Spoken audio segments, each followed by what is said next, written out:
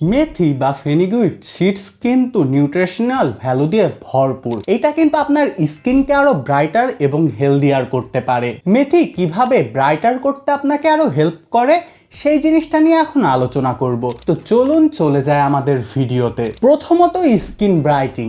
এক হচ্ছে অ্যান্টিঅক্সিডেন্ট। মেথিতে কিন্তু প্রচুর পরিমাণে অ্যান্টিঅক্সিডেন্ট থাকে যা কিন্তু আপনার ফ্রি রেডিক্যালসের সাথে ফাইট করতে সাহায্য করে এবং স্কিনের ডেড সেলকে দূর করে, আপনার মুখকে আর ডাল দেখতে দেয় না। তারপরে ভিটামিন সি। ভিটামিন সি কিন্তু আপনার স্কিনকে আরো লাইটেন করতে সাহায্য করে এবং আপনার স্কিন টোনকে বৃদ্ধি করে। And finally এক্সফ্লয়েশন।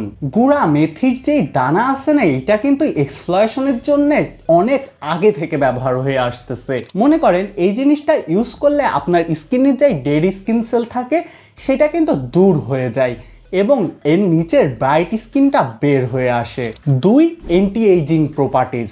প্রথমত প্রিভেন্ট রিঙ্কেলস। মেথিতে যেই অ্যান্টিঅক্সিডেন্ট প্রপার্টিস থাকে সেটা কিন্তু আপনার এইজিংটা তাড়াতাড়ি হইতে দেয় না। এটা আপনার মুখের রিঙ্কেলস এবং ফাইন লাইনকে দূর করে।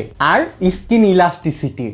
আপনি যদি রেগুলার মেথি ইউজ করতে পারেন, এইটা কিন্তু আপনার স্কিনকে আরো টাইট করে এবং স্কিনের ইলাস্টিসিটিকে আরো বৃদ্ধি করে। 3 নাম্বার ময়শ্চারাইজিং। মেথির কিন্তু এমনিতেই পানি ধরে রাখার উন্নত রকম একটা ক্ষমতা রয়েছে। এটা যদি একটু ভিজায় তাহলে পানিতে সোক করে আপনার মুখে লাগায় রেখে দেন, এটাই যে পানিটা ধরে রাখে সেইটা কিন্তু আপনার মুখকে ময়শ্চারাইজ করতে পারে। তাছাড়া পানি ধরে রাখার ক্ষমতার জন্য এইটা খাইলেও কিন্তু আপনার বডিতে হিউজ পরিমাণ পানি অনেক টাইম ধরে রাখে, যেই পানিটা আপনার বডিকে হাইড্রেটেড করতে পারে। 4 হচ্ছে অ্যান্টি ইনফ্লেমেশন প্রপার্টিস। মেথিতে কিন্তু অ্যান্টি ইনফ্লেমেশন প্রপার্টিস থাকে যা কিন্তু আপনার স্কিনের ভেতরের যেই ইনফ্লেমেশন আছে সেটাকে দূর করতে পারে এবং আপনার স্কিনের রেডনেস এবং সয়েলিংকে দূর করতে পারে। দ্বিতীয়ত হিলিং প্রপার্টিস।